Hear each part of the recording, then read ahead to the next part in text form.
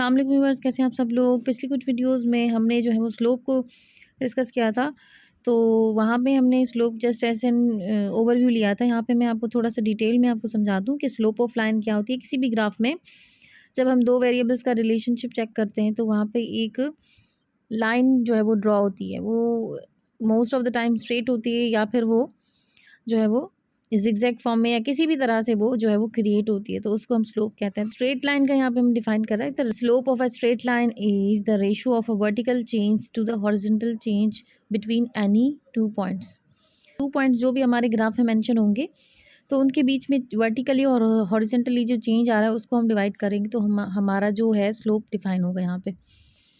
अच्छा, ये वैल्यूज़ 50 और 100 मैंने कंजप्शन और इनकम वाले एग्जाम्पल से लिए हैं।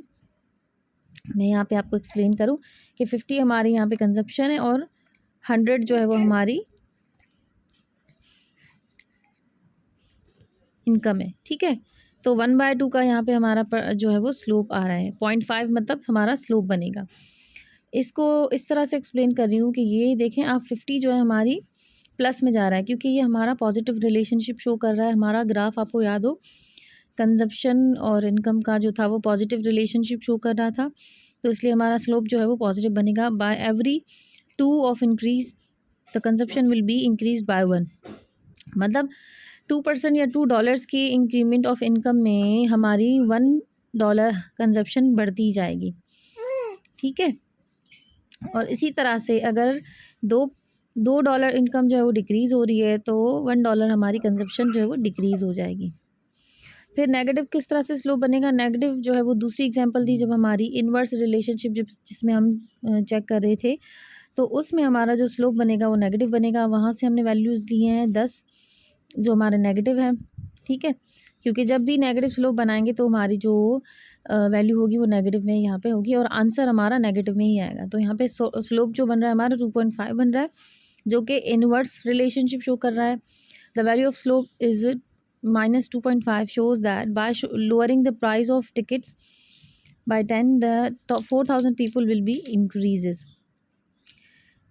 या ये कह सकते हैं कि ये तो हमारा टोटल अमाउंट बता रहा था, लेकिन -2.5 जो है पर पर्सन या पर अमाउंट वैल्यू बता रहा है। तो हम अगर 2.5 रुपीज़ ऑफ रिडक्शन करेंगे अपनी प्राइस में, टिकट्स की प्राइस में, तो हमारी जो अटेंडेंस इंक्रीज़ होगी वो 1000 पीपल पर 2.5 के हिसाब से इंक्रीज़ होगी। ठीक है, तो ये हमारा इफेक्ट आ रहा है। स्लोप जो है हमारा वो इनफाइनाइट भी होता है और ज़ीरो स्लोप्स बनते हैं। इनफाइनाइट में हमारे क्या होते हैं, जब हमारे वेरिएबल्स जो हैं वो अनरिलेटेड वेरिएबल्स हों, एक वेरिएबल दूसरे पे कोई भी इफेक्ट ना डाल रहा हो।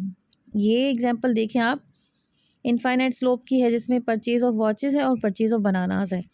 इसमें कोई भी एक वेरिएबल दूसरे पे इफ़ेक्ट नहीं कर रहा, ना तो वॉचेस की परचेज़ इफ़ेक्ट होगी बनानास की परचेज़ करने से या उसकी प्राइजेस में इफ़ेक्ट डालने से।